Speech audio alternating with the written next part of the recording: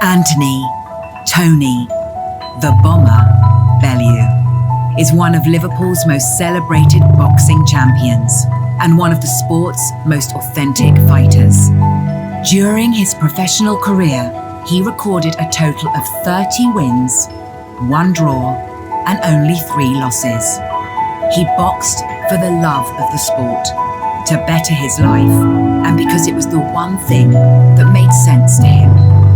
Throughout his boxing life, he showed grit, heart, and hustle, and remained true to himself, shunning the glitz and glamour, a vast entourage, and the head-to-toe Louis Vuitton outfits. His no-nonsense approach to boxing and life has endeared him to boxing fans and beyond. And having retired in 2018, he is still immersed in the sport as a boxing commentator and analyst for DAZN. Tony has dabbled in acting with a role in the 2015 Hollywood movie Creed, part of the Rocky franchise.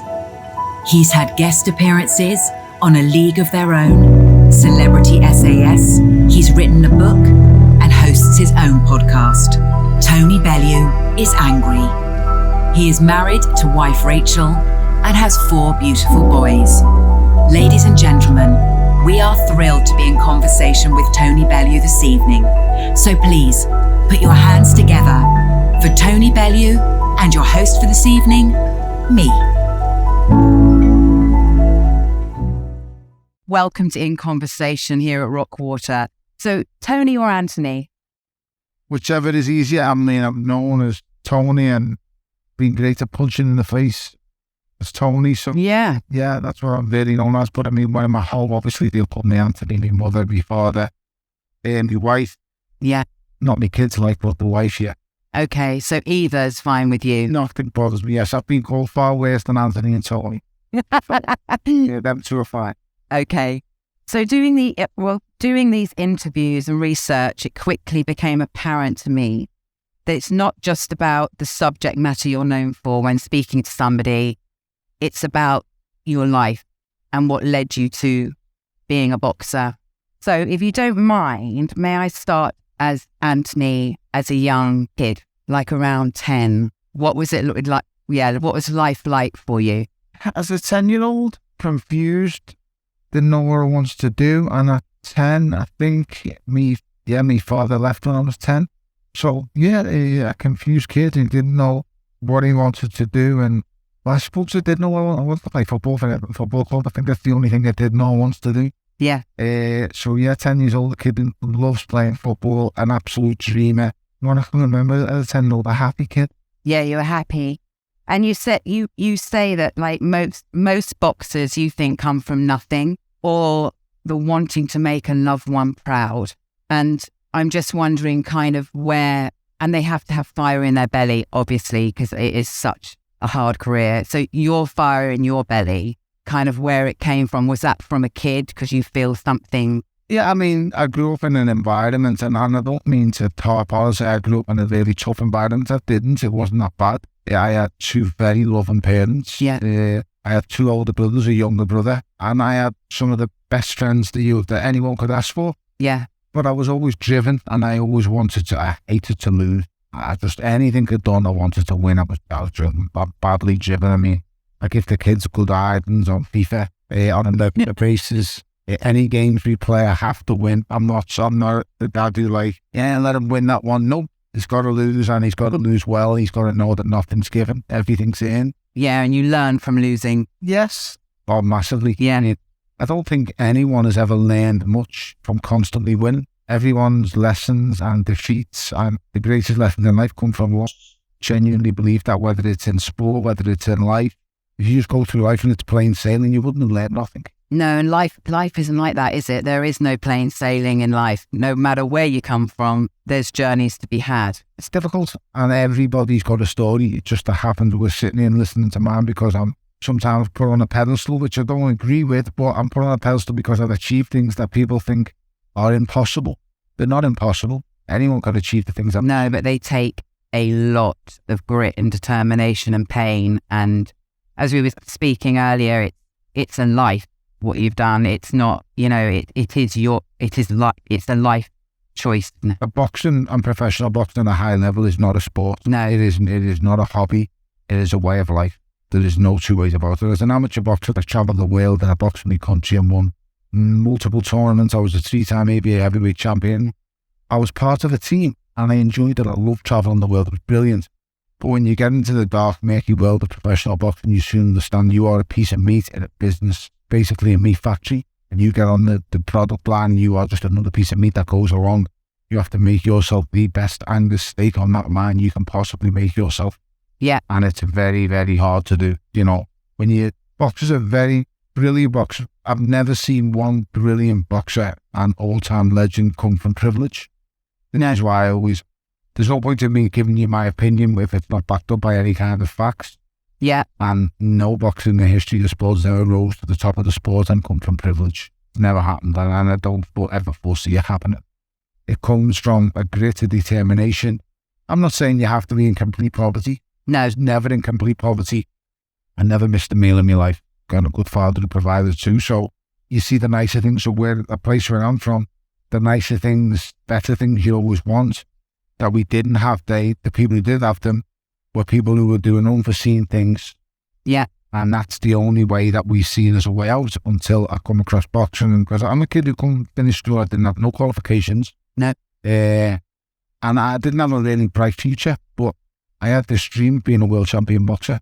And all the other boxers that I studied and watched and dreamed about, all similar upbringings and backgrounds. Yeah. And you see, I've heard you speak also about the amateur box. So I know in the audience tonight, we've got 3 different boxing gyms, but the amateur boxing gyms and how it saves lives. Shadow of a doubt. It was done at ABC, Stockbridge ABC, the 051 gym.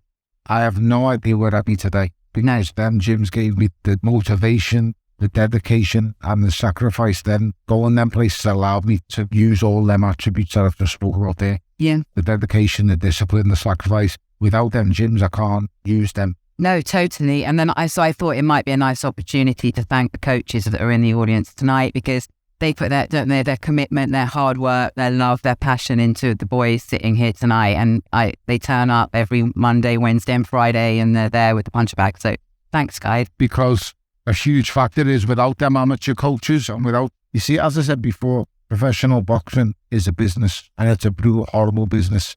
Amateur boxing is an amazing sport that instills discipline, instills courage, instills so many different great values. And these coaches that are teaching you and instilling these values in you, they're not being paid. They're not there to get a check. They're not there because you can make them rich or you can make them famous. They are there because they want to make a difference in that community. They are there because they want to make a difference in that environment and help with them children. For me, they are far greater than any professional coach. They are far greater than 99.9% of the average person out there. They really are. They are unsung heroes. Yeah. They're every bit as important as your nurses and your doctors, because believe you me, I've been in multiple boxing gyms and I've seen some really crazy, dangerous people go into boxing gyms, but yet them people are able to be controlled and respect the environment that they're in. I went to a gym in the north end of Liverpool where there was multiple shootings every day, but no one ever got shot near that boxing gym. No one ever fired a gun near that boxing gym out of the respect they had for the coach. Yeah. It never went on, and that didn't need to be spoke about. His name didn't need to be said. It's just that nothing went on near the gym, because everybody in the area had so much respect for everyone in that gym because they boxed and they didn't want no trouble with that. Yeah. Them kind of people, and it was just an unspoken rule. Basically, you leave the boxing gym alone. So, and that helped so many kids. It really, really did. I say that. The Thunder ABC, Golden Globe, you know, there's the Kate Bailey, there's so many gyms I could mention. And in London, there's Repton. I'm sure there's Brighton and Hove boxing gym. There's so many down here. Them coaching that gym are teaching them, giving them kids values and giving them lessons in life. There might not be a world champion that comes out of certain gyms. He may not be a great fighter that come out of the gym. But what I can guarantee you at the end of the time they've spent in that gym is that they come out better people. And that's down to the boxing coach. Just so you really do deserve a massive round of applause and well done to you all. Thanks for coming, and just wanted to say thank you. So going back to my little list here, you have incredibly, what I can see, protective instincts for people that you love. One, and I don't know whether I heard this right, but you protected a teacher who's somebody brushed a Ribena carton in her face. Yeah. Well, that wasn't particularly nice, no. I mean, if it was me maths teacher and it was the fella, then I'd probably give a round of applause, to be honest, because he hated me, couldn't stand me, and told me I was going to be absolutely nothing but a tearaway kid. Wow. But it wasn't him, unfortunately. It was a nice lady who was too soft, if anything. She was really easy with the students. She was really nice. And the lad who'd arranged it and the lads who'd done it, I had a bit of a problem with. And obviously, you don't tell tales and say who's done this, who's done that, because the teacher didn't actually know me. She'd been whacked that hard in the face with the Ribena, but I'd seen him do it, and chose to take different actions, and actions that ended up breaking someone's face and losing a lot of teeth. And then I actually lost my place in the school doing it, which is great. You couldn't write it. Only in my Still have to see the maths teacher anymore. Yeah, that was the plus point of me, to be honest. Silver lining. And the PE teacher invited me back to do sixth form in the school after, and I was pink-headed and ignorant at the time, and thought, I'm not going back there. You expelled me for actually doing the right thing.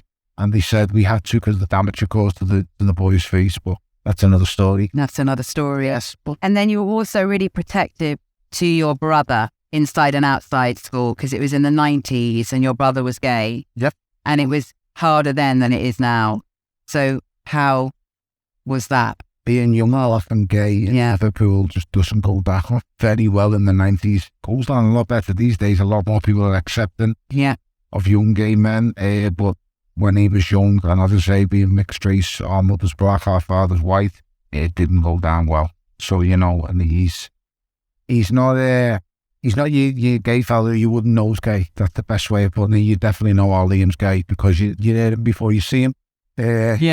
But he wasn't one of them gay fellas who you go, all right, mate, how's things? Shake hands, you go, shocked. Yeah, you wasn't shocked for that. No. And you were there for him. Yes, of course. Yeah, absolutely.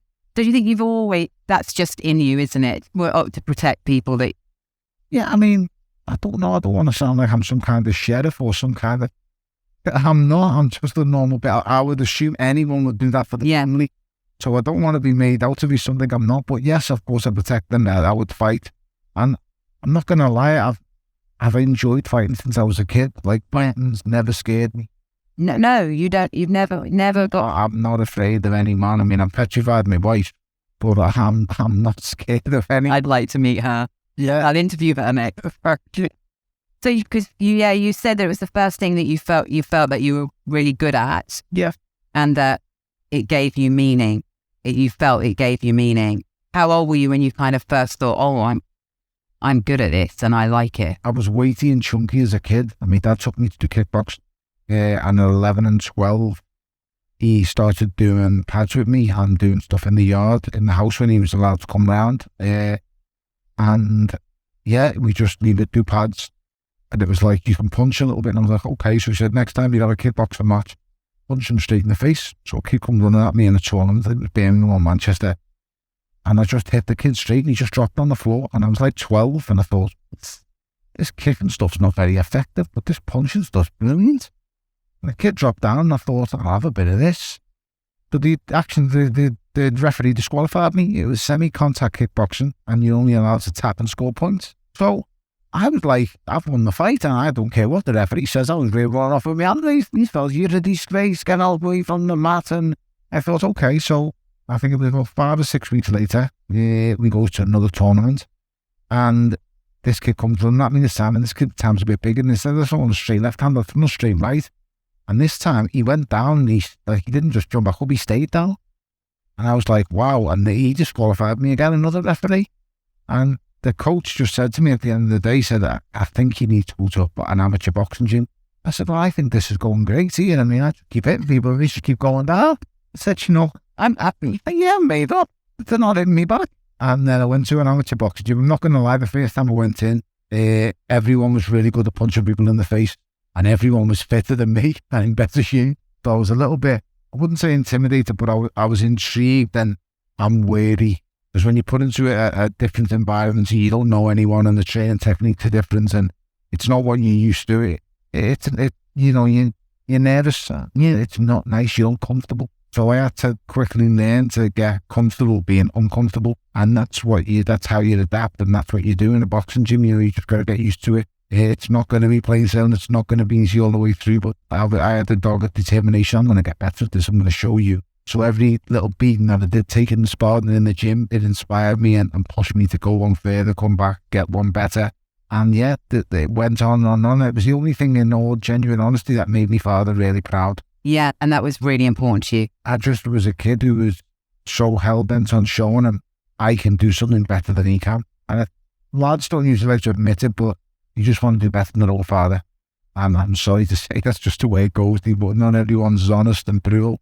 I heard stories when my dad could really fight. Like, he wasn't a great boxer, but he was a hard man. He ran a brutal nightlife. Yeah, do you have a temper on Many years. Oh yeah, listen, he could fight. Not with us. He was a brilliant father. Brilliant father. But believe you me, I've seen many men have road rage with my father and just go sleep instantly. Yeah, I'd just have a little nap for 5 minutes and my dad would drive off. And these were many days before mobile phones and camera phones came around, and I've seen that multiple times. I seen someone racially abuse my mother. I was a kid and I seen my dad knock him and his four friends out in one go. Yeah, which was absolutely brilliant. When I look back, it was fantastic. It was like something. I thought it was WWF, or they call it WWE now. I thought it was some kind of Royal Rumble going on. I didn't understand the word. They called me mother. But I just seen fellas go fast to sleep, and it was brilliant. I thought, wouldn't mind learning how to do that. No. But so yeah, making him proud. I mean, I get that. I think it's very common that you want to make your parents proud, but I mean, you got to understand that I wasn't academically bright. But my two older brothers are quite bright. I wouldn't say Liam's the brightest, but he's got a way of communicating with people that really works. That's why he manages hotels. Yeah. But at Wayne, I just academically wasn't great. My focus was my great attributes lied somewhere else, and also I knew at a very early age, if I came home with 10 GCSEs, my dad would have probably said, that's great, that's so well done. Give me a pat on the back and said, like, you know, would you like a gift or something? I'll get you the new Everton top. If I came home and said, Dad, I've just knocked out the cock of the school, it's like, listen, what do you want? So I'll get a PlayStation, I'll take you on holiday, I'll do this thing. It was his language as well, in a way. So that's just life, and that's why he can't change the way he is, he can't change the way he was raised. And I ultimately knew that made him proud. And so you want to achieve even more. When I heard stories of my dad, he had 2 amateur boxing matches, and the first one he won, the second one he lost. The guy came out in the first round, jabbed his absolute head off in the first round. So my dad went back at the end of the first round, picked up the stool and attacked him at the start of the second round. But that shows you his temper. Yeah. The boxing career didn't last very long after that. That was the end of his boxing career. So after I heard that story, I was about 14, 15. My sole goal and ambition was then to have more amateur fights than you and win more, and show you that I can stick at it and I won't lose my temper. No, you can hold it and go the step further. So when you went to that amateur boxing club, was that where you met Jimmy Albertina? Yes, that was my second amateur boxing club. My first one was Stockbridge ABC with Mark Kinney. The first guy who taught me how to box, his name was Terry Quinn. He's passed away now. Terry was a brilliant man. My dad took me to Terry and we used to train in the 051 gym. When I got permanently excluded from school, my dad made it his business to take me to the gym with him every morning. And he would do his boxing with this coach, and Terry was his coach. And I would do sessions with Terry after my dad had finished, or while my dad was training. And he was like, he's got ability. He's got a talent. I mean, I was like, yeah, whatever, you're just telling me that. And I'm telling you, this kid has got it. He took me to the first amateur gym, Stockbridge. Had a few bouts there and was winning them by knockout, until I showed that I had a bit of a temper as well. Guy spat in my face in a bout, so I hit him with the hardest headbutt I had. Got thrown out the ring for that, got disqualified, so I did have a bit of me dad in me. Yeah. And then left there, went to Rotunda ABC, and that's where I really found discipline, and that's where I really understood how hard amateur boxing was to get to the levels I got to. If I never went to that gym, Rotunda ABC, and came under the tutelage of a man called Jimmy Albertina, I don't think I'd have ever achieved what I went on to. So, no, 4 walls of Rotunda definitely shaped my career going forward. Yeah. And Jimmy Albertina. Yes. Who has the best name, doesn't he? I mean, it's a boxing coach's name. That's what I think. And I've done that. I'm moving on. We've covered that one. You've spoken about your dad really openly and about he coming from a Liverpudlian fighting man. So now I'm going to jump to the women in your life, if I may. Okay. Your mum. Yes. Tell me about your mum and her part in like your boxing as you were, how was she fine with it? As an amateur, she always told me I was too soft, I was too nice. Right, okay. But I would always, the way I was outside of the house, I was a different person outside my house than I am at home, and I'm always that way. Okay. Once I'm outside the four walls of the house, I'm a product of my environment. Weak people don't get along where I'm from.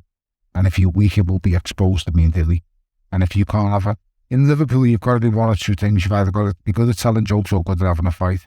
It's that simple to you, because one of them's going to get you out of trouble, the other one's going to get you into trouble. And also get you out of it if you can have the fight as well. People listen and laugh in the crowd. There's some few other things we can do as well.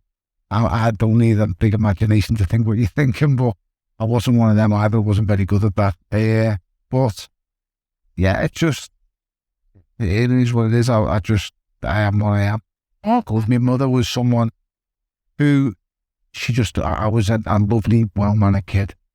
Yeah. And that's how I came across my mum. And she was like, you don't need to be in boxing. You're not nasty enough. You've got to be horrible. Because at the time when I'm a kid, you've got to look at the likes of, you've got the ferocious Nigel Benns, your Mike Tysons, and they're the forefront and they're the faces of boxing. Nigel Benn in the UK, Mike Tyson in the US.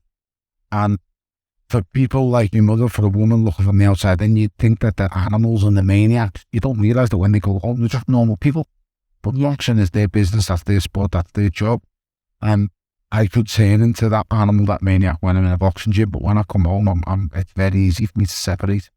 We're just two different beings. And my mum was able to see that I had that in me as time went on, because she'd watch me fight. She didn't pay much attention, really. I don't think she believed that as amateur boxing, very similar to my wife, said to me, it's not really real, is it? You've got a head guard and gloves on. I said, Sam, you put a head guard and gloves on, and I punch you in the face to see how real it is. I couldn't believe the opinion that they had. The two that they came to see you, they came to the ringside and went, as an amateur boxer, and thought, this is a bit of a joke. They've got head guards on, with the gloves are massive. I just thought, is that all you got from watching me get punched in the face? It's not really real. No. And I think the both of them realised that I had the ABA quarter-final against a boxer called Sam Sexton. And I'd had at this stage 13 or 14 amateur bouts. And Sam had 50 plus, and he boxed for England and been all around the world as an amateur. I was giving away a vast amount of experience. And I was just so tough and determined I wouldn't give in. I remember he was beating me and going into the fourth round by 5 points, and I beat him by 5 points, but on the fifth round I must have scored obviously 10-point swing and dropped him and gave him a count. But I remember going home, and the first time my nose had been broke and my eyes were pretty heavily bruised.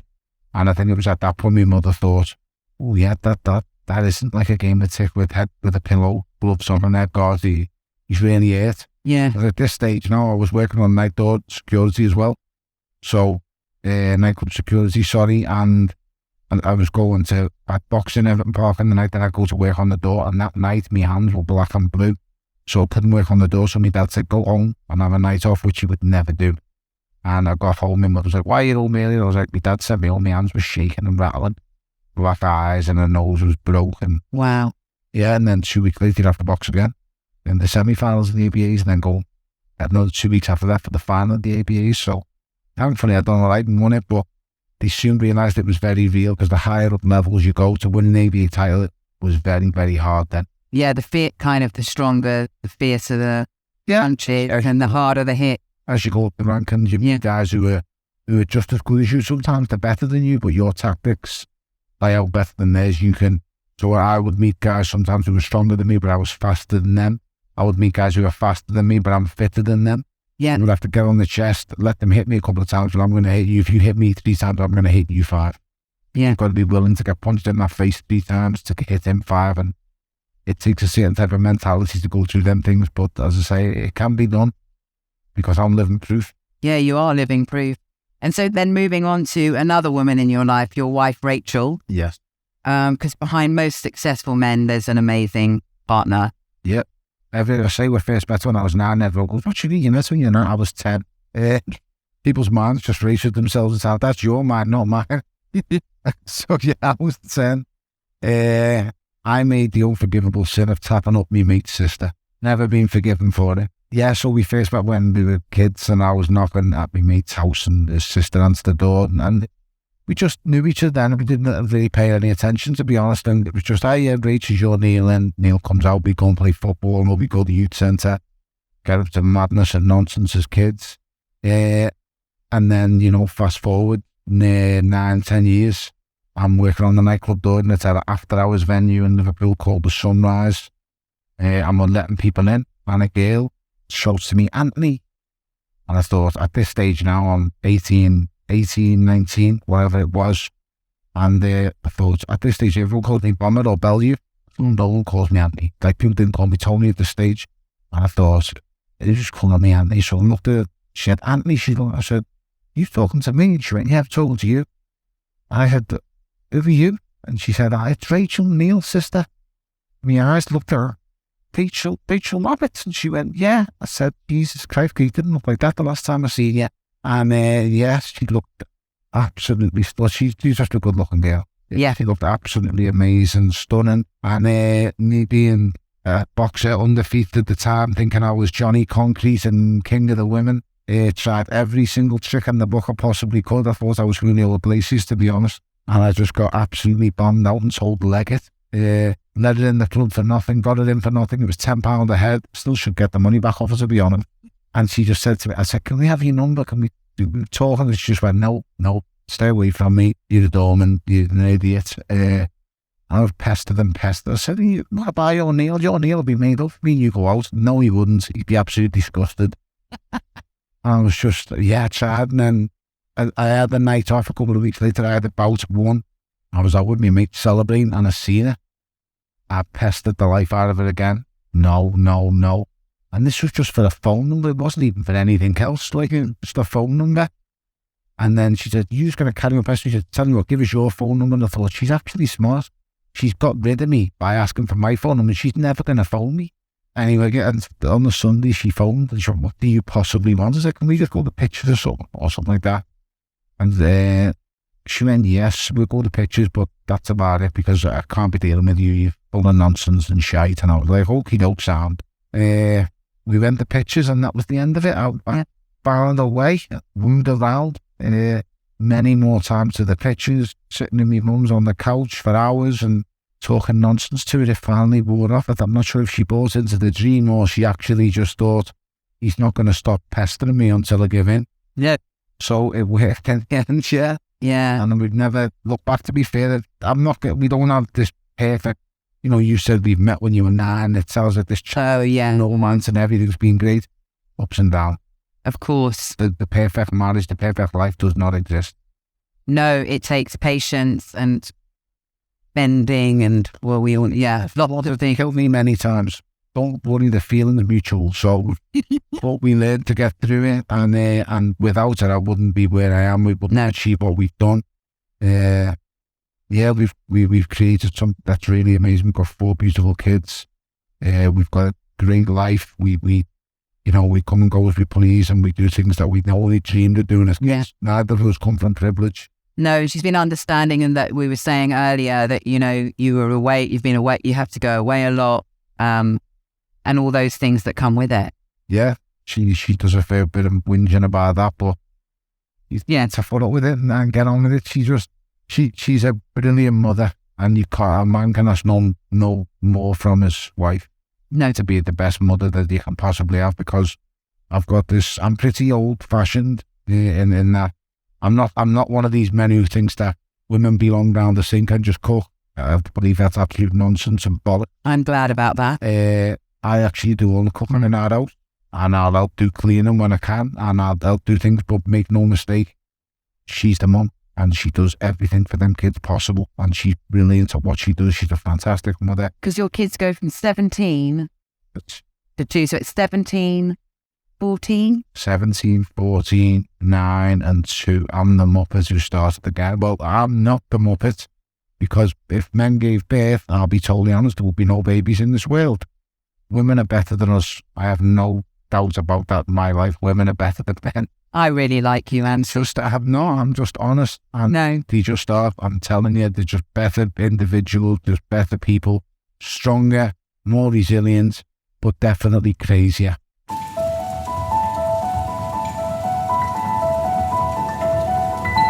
If you subscribe to a fabric of life coloured by the sea, subscribe to Open Water from Rockwater for exclusive performances by international recording artists and world-class musicians, celebrity talks, and stand-up comedy. To film screenings by firesides, well-being workouts and beach-bound meditation. Open Water gives you exclusive access to the best that Rockwater has to offer. Played out over 3 floors, just a stone's throw from the water, with remarkable food and drink experiences for company. To find out more, contact the team today. openwater@rockwater.uk. Open Water, made by the sea.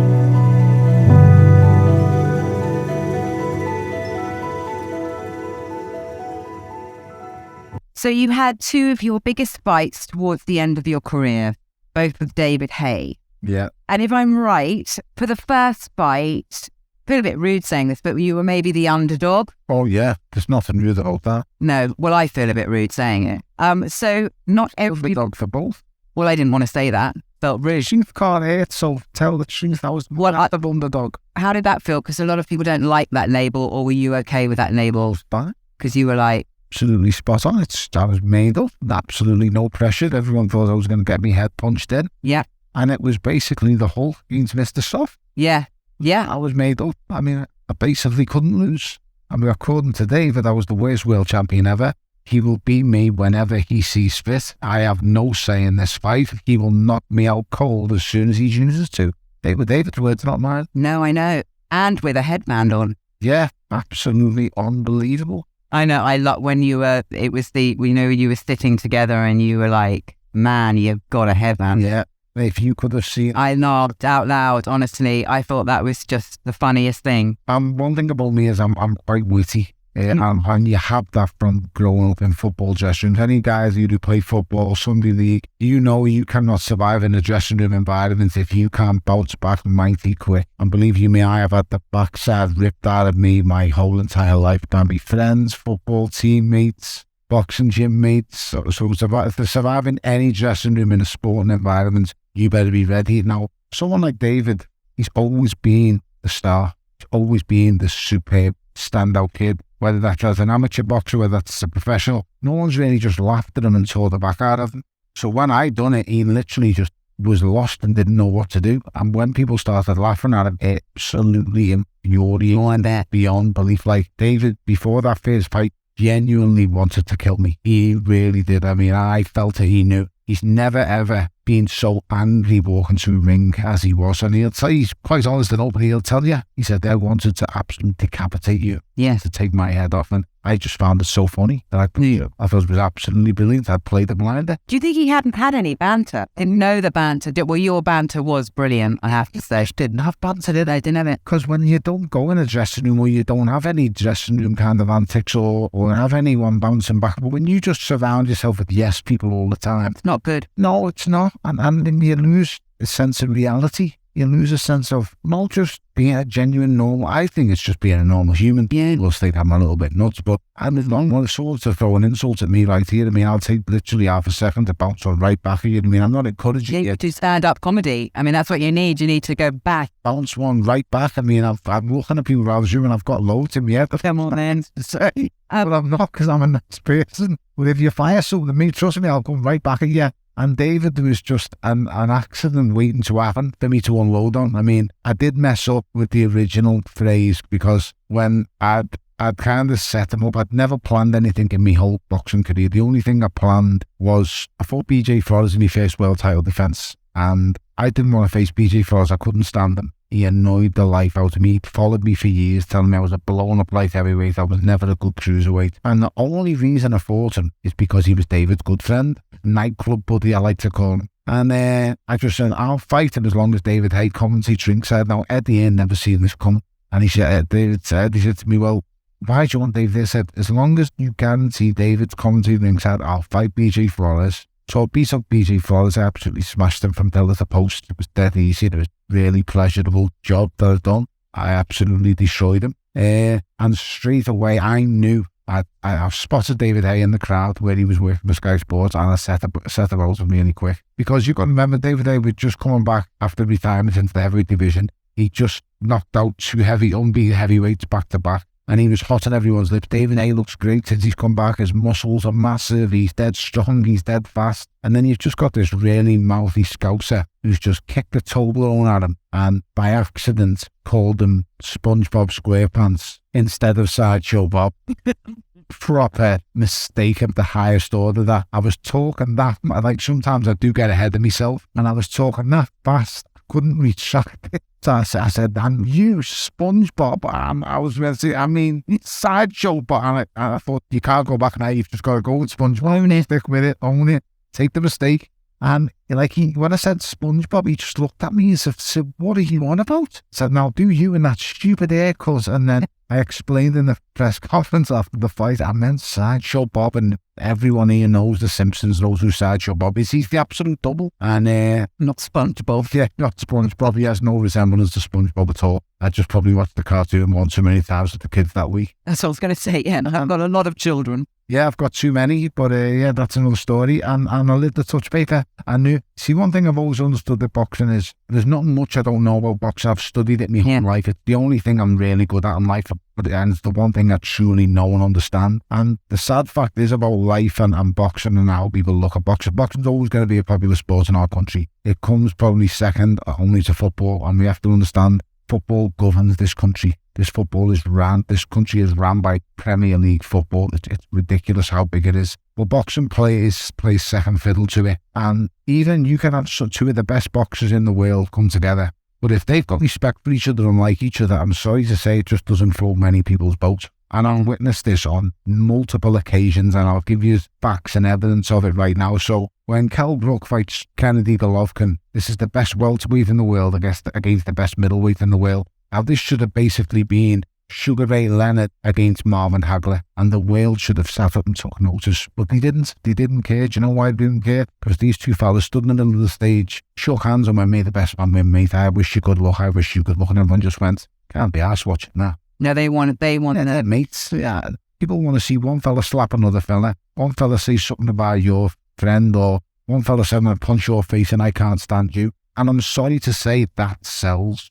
Yeah. I understood and got that, but I also understood that sometimes I've got to be the bad guy. And I don't take that the wrong way, because I've never acted and I've never tried to be something I'm not. When I've had rivalries with the likes of Nathan Cleverly, I genuinely can't stand him. I mean, if he was to walk in here now, I'd probably chin him. Yeah. I don't like him. No. But if David was to walk in, I have no malice and hate towards David. I just enjoyed winding him up. And it was a strictly boxing match. I was going to beat him. I knew I was going to beat him, and I'd have always beat him. It's just styles make fights. Yes. So the rivalries are real. Yeah, and those fights was it the first time you made actually kind of big money? Yeah, I mean, because that surprised me.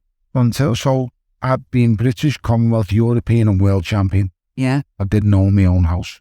I was really surprised about that. Didn't own my own house. Yeah. These were the first fights that. So I've been through basically the last 4. So to put it into context, I'd won the world title. I'd made my first defence. I think I'd had enough after the first defence to settle the mortgage on the house I was living in at the time. And it was a nice house, but I'd just been able, but after I'd settled the mortgage on the house, I wouldn't have had a penny left. And I'd just defended my world title. So people were wondering why. I remember winning the world title the morning after on a Monday morning, because I fought for the world title on a bank holiday Sunday. And my wife said to me, "That's enough now. And you've done everything you've dreamed of. You've been British Commonwealth. All the things you said to me you want to do, you've done. Yeah. And you've fought at Goodison Park." I said, "Yeah, like in our house, I sort the finances, I sort everything else. My wife does everything else, from looking after the kids. And, you know, when Christmas comes around, she knows how to blow an absolute fortune every Christmas. That's what she does. Yeah, and then blows a fortune on all these. That's her job as well. Yeah, she does that great. But my job is to, and I like to say, people will look at me and you're a little old-fashioned, you're a caveman. My job is to provide, and I look after the finance. I don't give her. She's got enough worries and stuff on her plate without having to worry about where the next pound's coming from, what's in the bank, what's this, what do they use for that. She's got enough, because being a mother's the hardest job in the world. So when I said to her, after becoming world champion, I said, "Girls, you have no idea, do you, how far from financial security we really are?" And she said, "What do you mean?" I said, "I retire now. Do you think when the fella comes round for the mortgage or the fella knocks on the door for the gas, I can go to the front door and go, WBC champion, you know, mate, can you get that bill of miss? Yeah. Just going to go, come on, fuck off. Yeah. I don't care if she's WBC world champion. We've got to pay your gas, you've got to pay your neck, no one cares. No. And that's the sad part. And as I say, people will look at me and think, you've been a world champion, you've been to the top of the sport. I didn't have the money to retire then. One fight with David Hay paid me 5 times more than my whole career combined. That one first night. Wow. Just one fight, my whole career combined 5 times over. Wow. And that basically puts it into perspective. Yeah, totally. And now that's why I targeted them. If you everyone, there's a few older faces in here. You remember the program Red Dwarf? But the guys remember H, the fella had the H on his head? Well, David, they had the exact same sign on the front of his forehead, but none of you could see it. It was a pound sign to me. Yeah. That's what I see him. You were like, that's my retirement. He is my fund. Yeah. And I'm going to get him. Yeah. Watch me. And you... So I made it. I made it. By the way I behaved after the BJ Flores fight, it made everyone here want to see it. Yeah. Because if I'd have not said anything after BJ Flores fight and said to me, I want to fight Dave, I'll go away, you're a cruiserweight, he's a heavyweight, no one really cares. But just because I kicked the Toblerone on him and jumped out the ring, and I'm not going to lie, I jumped out the ring, and bear in mind, I've got boxing gloves on, he's bare, he's got just his fist. I've jumped out the ring, and if I get the chance to get close to him, he's probably going to catch me first, and it's not going to end well for me if he does with bare fists. But in the back of my mind, I'm thinking the security guards should be on me quite quick here, and he should do the job. And once again, it's a calculated risk I was willing to take. But I also know if he does craft me, the fight sells probably twice as much when we do fight, and it'll make... And that's part of it. That is part of it, isn't it? People will think I'm acting, and that was an act. It wasn't an act, because I'm definitely going to chin him if I get close to him. I'm just hoping the security guard's paying attention and is going to do his job. And he did. Fair play to him. He done his job. He saved me from a belt off David A with a pure fist. Yeah. But these are the games and antics I was willing to play. And was willing to do. So when we got to if you could see the gloves are off, how many times he got up off that table. We sit this close. The table there, Johnny Nelson's there, I'm here, David's there. Yeah. If you could have seen the amount of times he got up out that chair and walked to the toilet because I'd wound him up that much. Yeah, and he was like... The first time we sat that, like, the things he put in the contract for the first fight was unbelievable. You'd think I was fighting Tina Turner. He had that many clauses in the contract. It was like, you must be seated when I turn up at the press conference.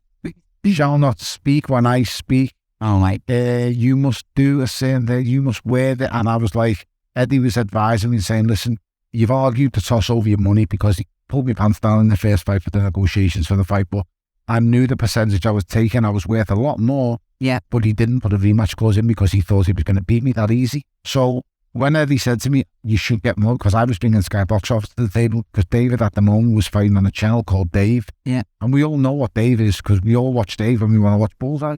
Yeah. Well, you know, look at what you could have won. Speedball. So that's why, and I put on Sky Sports Box Office. Now that's where the real money was. So when I led them negotiations, I thought, I'll give him what he wants, even though I'm letting him have me off a little bit here because I'll beat him. And Eddie actually sat down and was pretty honest, Eddie, and said to me, you're going to lose, Tom. He's my promoter. He thought I was going to lose. I said, you'll see. I said, do you think I'm going to lose? And he said, yeah, I think he's too big. I think he's the best cruiserweight in the world at the time I was. And he said to me, but I think he's a proper genuine heavyweight. And I think, you know, he's gonna go on to fight AJ and he's going to make this a serious threat on every division. I said, okay.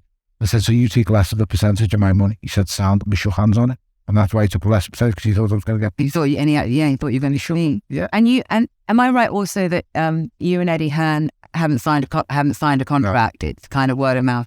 At that stage, no. We never ever signed a contract. No. But at that stage, he was petrified then, because I'm world champion, made a successful first world title defence. Every big promoter's trying to get hold of me and phone me because I'm gold at this moment. Absolutely. Speak up. I'll say what's the word I'm looking for, not scandalous or crazy things. I'll say stuff that will grab loads of media attention, and I'll say whatever I think. I don't really care what the outcome is. I don't really care what people are saying. I'll just say what I think, and everyone's entitled to opinion, whether you like mine or not. I'm entitled to it. Totally. And that kind of created something, a big buzz about me. So I had a man call me up and offer me £1.6 million over the phone and say, fight David A on BT Box Office. And I said, no, I can't do that. And he said, why? I said, because I gave a man my word I'd finish my career with him. It was Eddie here. I phoned Eddie.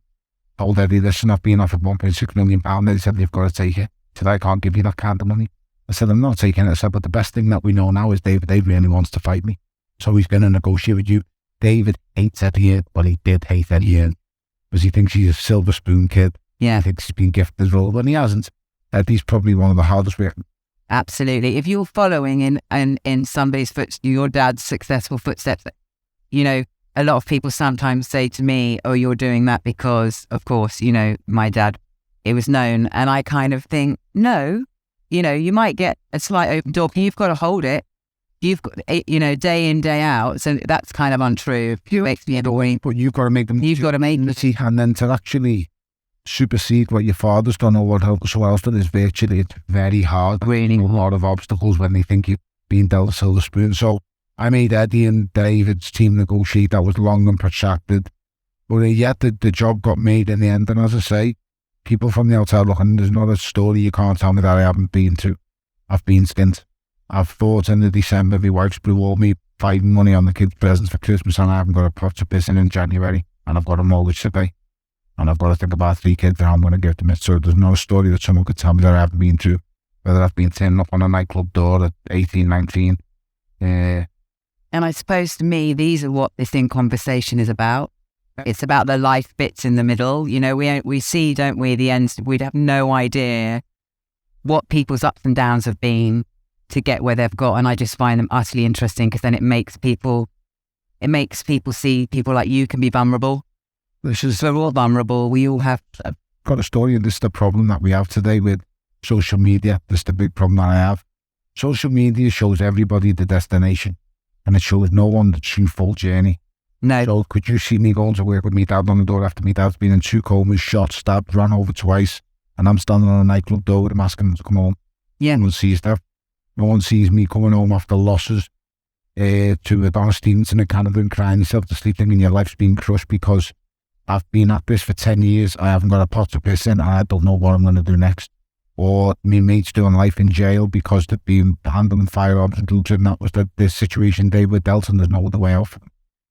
So, and there was one point in your life, wasn't there? Was a sliding door moment when you had something in your car that you shouldn't have had. Yeah, that was after I was skint. I was fighting, and I had police pull me over in a B&Q car park, and I had things in the car that I shouldn't have had. Cop put his hand on the bonnet. I was going to run him over because I thought I can't afford to go to jail at this stage. I've got kids, and if it wasn't for the other person in the car with me who said don't run him over, I'll take the charge, I'd have ran him over. So that's how close I could have been. So I'm not a stinking violent, I'm not perfect.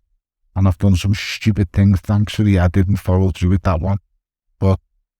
And I bet that was like a sharp shock to... Yeah, that was the last time I done something nuts. And do things I shouldn't have. But we learn, don't we? Yeah, but listen, I've got kids at this stage. And I've got to provide. Kids don't ask to be born. I can't think of nothing worse than a man who walks away from kids and doesn't provide for them. You're the absolute scum of the earth. You really are. There's no excuse for it whatsoever. I don't care how bad the missus or the mother is or how badly you want to portray it. That kid didn't ask to be born. Do not put a kid on this planet and provide and take care of him. So any fella can get someone up the duff to be there. A real proper man to take care of a father or a child. It really does. And as I say, women, I've already told you, be sentimental and then the better than work. So, but it's tough. No one has the magic wand. I'm not the greatest father. I've missed lots of time with my kids doing what I've done, chasing my dreams. But you just try and there's not a book out there that tells how to be great parents. Every parent's learning. I mean, you two older ladies, I'm sure, got a lot more experience than me, but I imagine you've done an absolutely fantastic job. They have. I could only imagine, but yes, it's the most impossible job in the world, just being a parent. And, you know. And the best, isn't it? Yeah, that sounds good. Moments. You're 4 boys who all think they can now take me, but yeah. Do any of them have any interest in boxing? Are they showing any? They like to pretend that they really would, but as I said before, and I touched upon it, kids born through privilege. Do you know what? To be fair, that's a wrong thing. I shouldn't say about my kids because my first two children didn't know privilege. My we lived in our terraced house and they shared a bedroom and they were tough times and they didn't always get everything they wanted. But, No. you know, they got most things. Yeah. They got more than the norm. They Yeah. had far more than I did. But, yeah, it was tough. And then, you know, the latter two, they are privileged.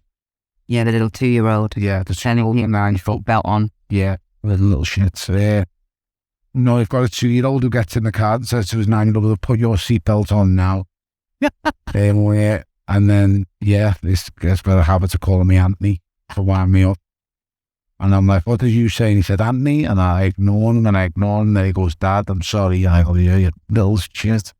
Little this high. Yeah, he's that big. And then my 9-year-old, yeah, he's living the dream. He plays for Everton Football Club. Oh, wow. Oh, yeah. So making you proud. Yes, definitely. I mean, I could only have dreamed to have done what he's doing. So, yeah, if it ends tomorrow, my son represented Everton, it's great. He signed his 9th contract now. He's just signed another year 10's contract. He's there till now. He's 11. So, I made all the movement, but he has a long way to go. And what the hardest part is I find now with being a dad is to instill that work ethic and that grit and determination that I had the kid I hated to lose. He's got that to a certain extent, but how much does he have it? Because he doesn't know struggle. And that's the hardest part now to ingrain it. Because my 17-year-old lad gets it. He goes to college, he passed the exams. I don't know how he passed them because he's going for the GCSEs and he said, Dad, I've passed them. The big dope that didn't revise a single second. I swear every night I go to his room, he was just on the PlayStation.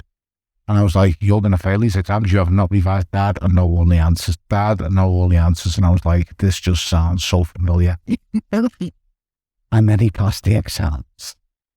Now he's in college and he's getting ready to do his second year in college and he wants to go to university next year. So I will be over the moon if I can get one of my kids to university. I will be so happy and so proud because that would mean it's worked.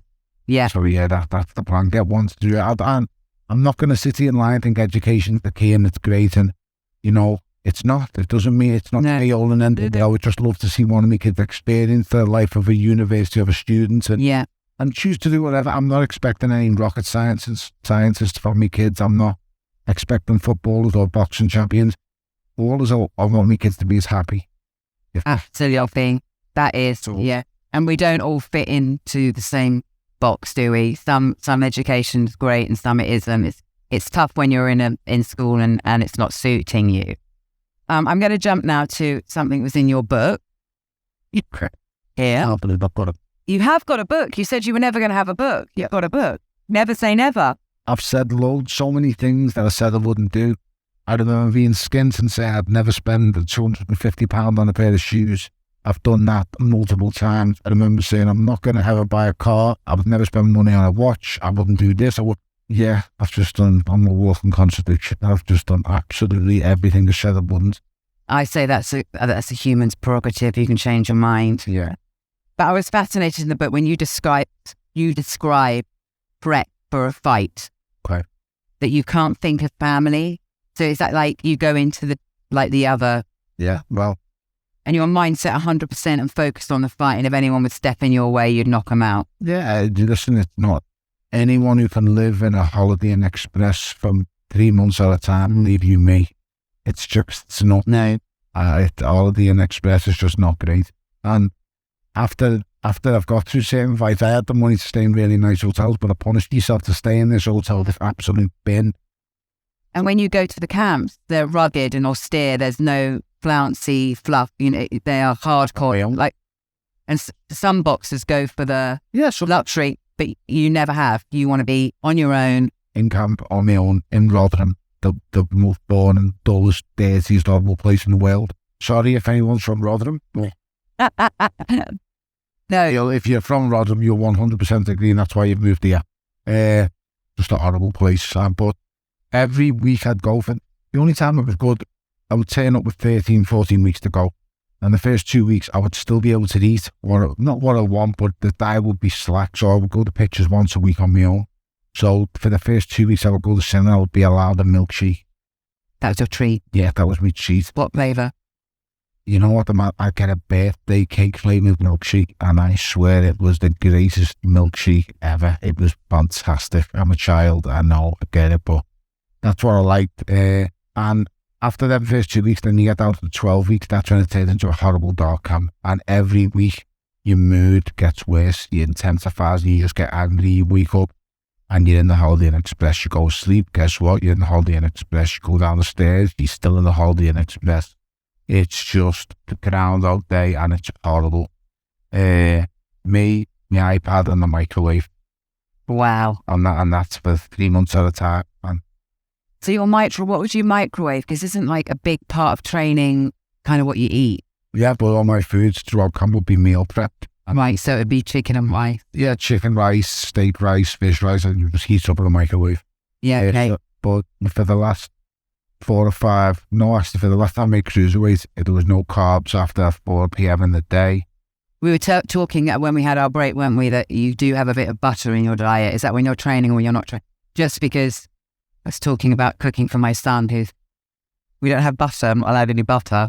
The butter's a fantastic thing. Without butter. I don't get enough of it. So, yeah, I just cook in the house and butter comes massively in it, but I don't know where that's fitted in here, but it does. Yeah. But yeah, training camp's hard and it's dark and it's gloomy, and week by week I will get worse and angrier and nastier.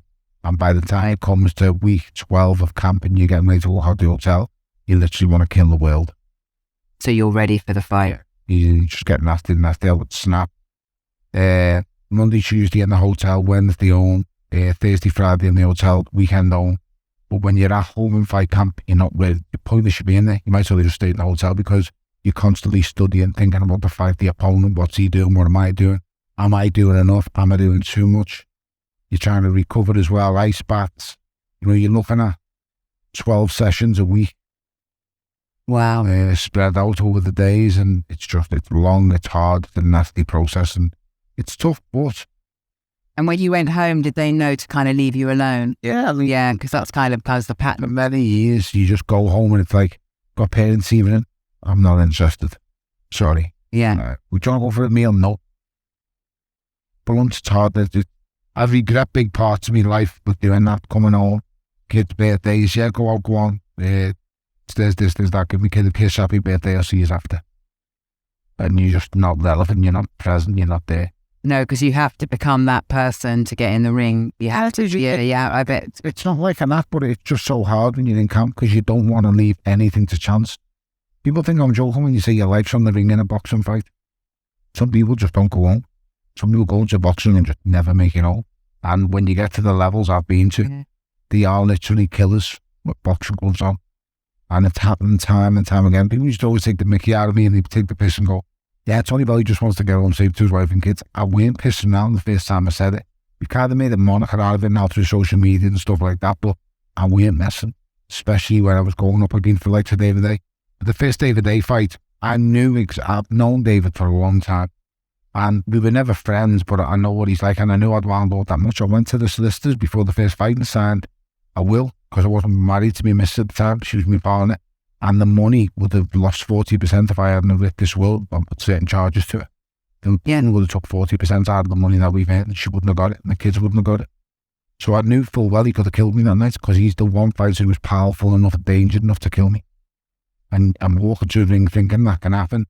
First of all, you've got to be honest enough with yourself. Yeah. It's very hard trying to fight. No fight, you won't hear no fight say, I think I could die in a ring. No. I'm one of very few. I don't know why I'm one of very few. I don't see weakness and I'm not bothered that I say that. I don't care what people think, but it can happen. Yeah. If it's happened Yeah. on multiple occasions. So yeah, it's hard and it's very, very tough, but at the end of it all, thankfully it works out, so I can't complain. No, absolutely. And I'm going to jump now because I know that we're going to run out of time. I can't speak to you for a couple of weeks. But for a professional athlete, in my eyes, and so in 2018, you decided to retire. Yep. So looking at it from a professional athlete who, I think that might have been for me, I can imagine it's one of the hardest challenges because you go from being 100% committed and immersed in your sport to kind of going to bed and waking up and you're not going to do it anymore. I'm not going to lie, that's really hard. Yeah, I mean, to be fair, walking to the ring that night, I knew it was my last ever fight. I was in great shape. I was in super shape. I just came across a guy for the first time in my life who was a lot better than me. He was just better.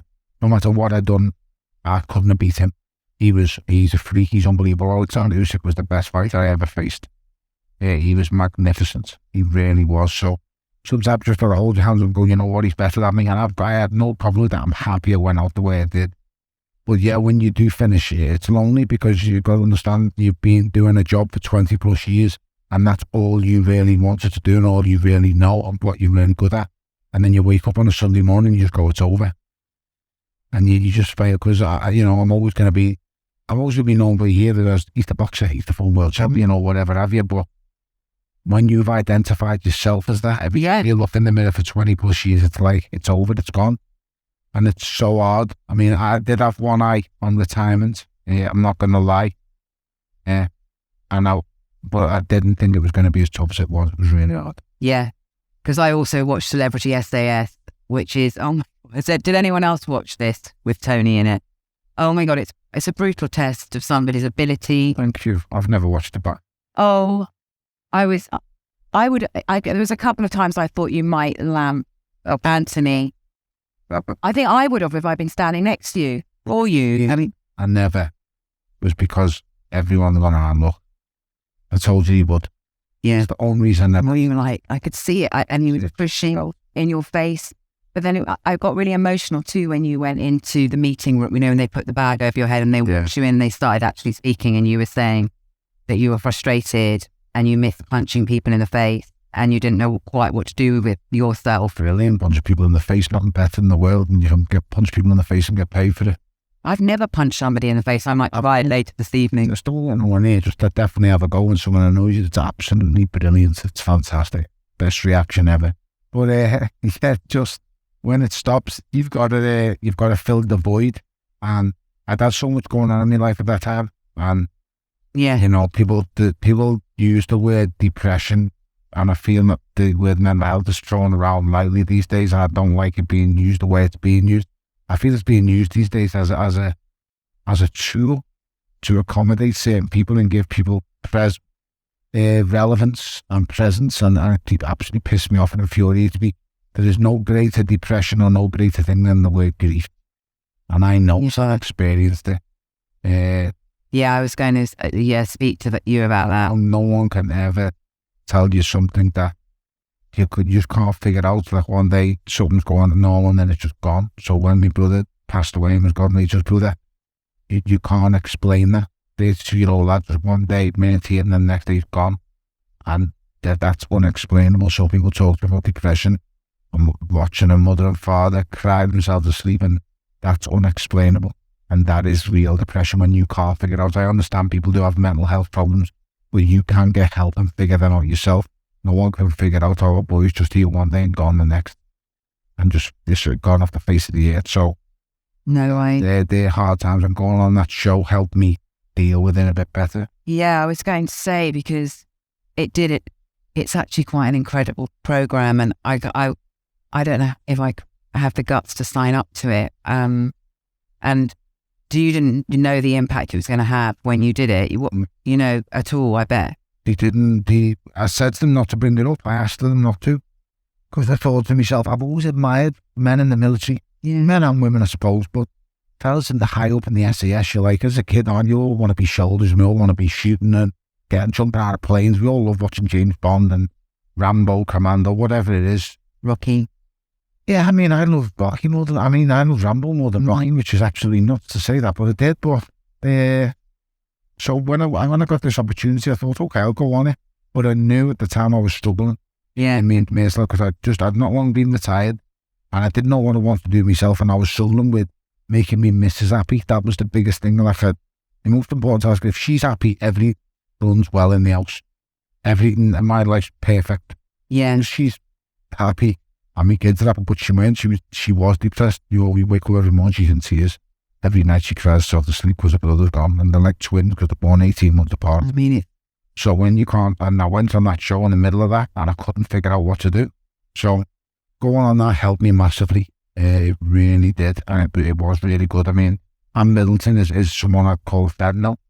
Yeah, he's quite an amazing man. And did it help you in kind of knowing that, I suppose, had you through the grief kind of pushed on and pushed on, had you given yourself time, or do you want to actually let it sink in and let it flow? Because that's the hardest thing with grief as well, is that because you know that my family are grieving too, is that, I've lost my train of thought, sorry.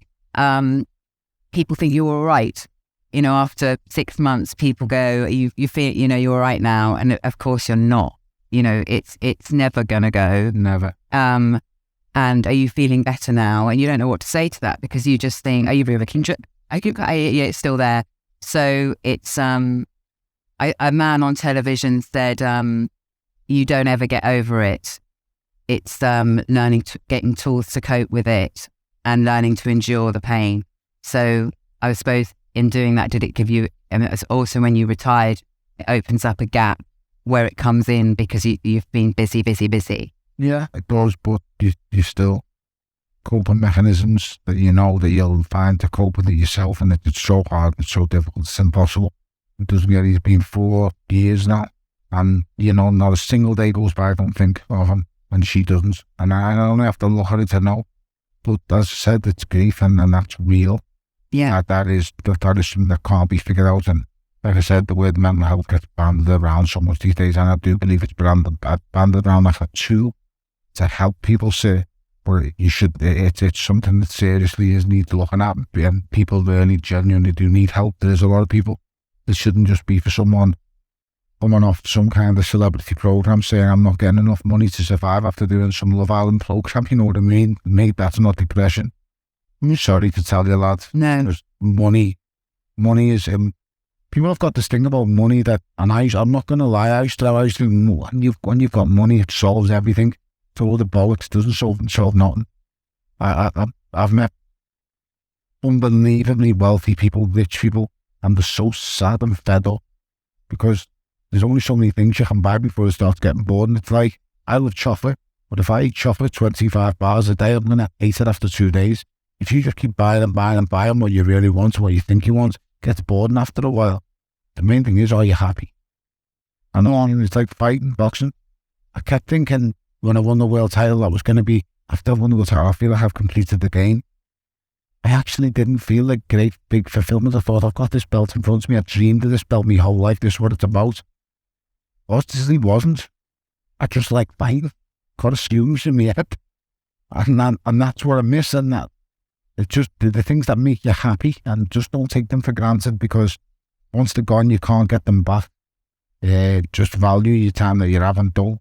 Money, I'm not going to lie to you, money is relevant, and everyone needs money to live the world we live in, especially what's coming soon. We do need it, but at the same time, your happiness is more important than any amount of money. So do what makes you happy, and try to just put your happiness at the forefront of every decision that you make, because that is the most important thing in the world. absolutely. Brilliantly said. So we've got an audience here of quite a few young aspiring boxers. So my son Billy, and I'm proudly going to say it, is sitting in the audience, and he's 17 tonight, and I am so proud of him on so many levels. So Billy is an aspiring boxer, as are quite a few, as I've just said, young men and women in the audience. So for someone starting out, what would your advice be to them? First of all, I would ask them, how far do you want to go? So I met a gang of boxers. So when I walked out, when I first got out the car this afternoon, and I said to them, who wants to be a world champion? Is that how far you want to go? I want to be a world champion. Okay, well, if that's how far you want to go, understand the road's going to be long and hard, and it ain't going to be easy. It's not going to be plain sailing. Nothing's plain sailing. It's very true, and if it was easy, everybody would do it. But understand, if you want to go all the way, it's not a job, it's not a hobby, it's not a sport, it's a way of life. It literally takes over your life. But it's embarrassing me to say, but for my whole career, boxing came first. It came before my kids, it came before my wife, it came before my family. When something needs doing, I'm in training camp, forget it. When we've got to go somewhere, or we need something to sort out, no, got training, I've got sparring tomorrow, that's what comes first. Are you willing to pay that price? I I told you I've got regret that I didn't pay that price with an awful lot of the time. But ultimately, at the same time, that's why I achieved what I did. But I did not achieve what I achieved because I was a gifted athlete. I did not achieve what I achieved because I had the Olympic gold medal or I was an amazing boxer. I literally worked so hard that I couldn't work any harder. Like, I have achieved my goals and dreams, and I have no single regret whatsoever, purely for the fact that I could not have given any more. I'm not someone who sits here and goes, could have done that better. I gave it everything I possibly had, to the point of where my body was falling apart the last 5 fights because I had punished it that many times, that much.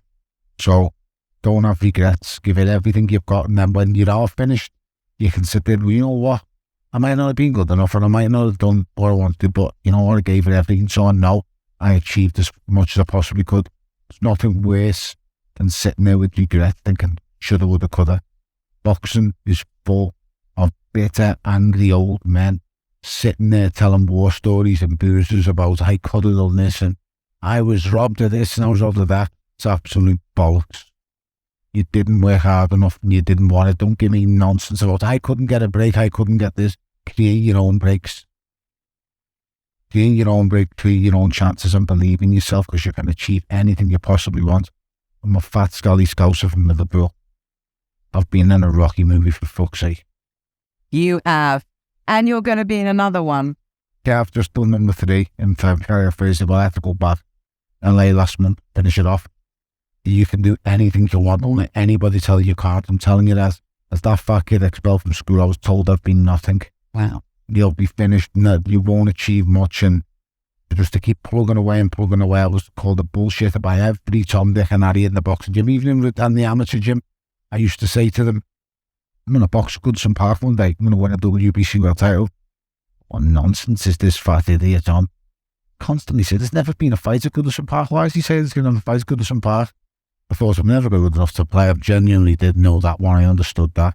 But I thought I can have a fight there and I'm going to win that WBC belt. I'll have losses, I had setbacks, I had ups and downs, but I got there in the end. And you see all them people that were calling me a bullshitter, they can't call me that now. All I do is sit there and just say to them, told you. Can't call me a bullshitter. Everything I said I'd do, everything that I set out to do, I've achieved and done. And that's purely just down to that. And I promise you, I swear to you, if I can do it, anybody in this room can do it. Because I'm not gifted, I'm just willing to work hard. How much do you really want it? Don't tell me, show me. And that's the best way I could tell you that. And how inspiring is that?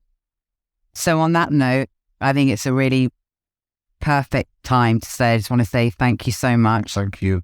For your openness and your honesty, for your passion and determination.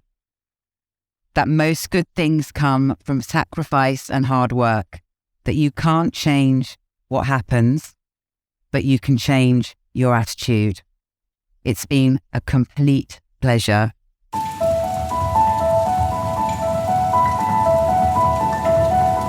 It was a pleasure to sit down with Tony and delve into his life and career, to explore the world of boxing and hear his invaluable advice to all the aspiring young boxers in the audience. We can't thank him enough for taking time out to chat with us. Don't forget to let us know what you thought by rating and reviewing, and make sure to keep an eye out for future episodes.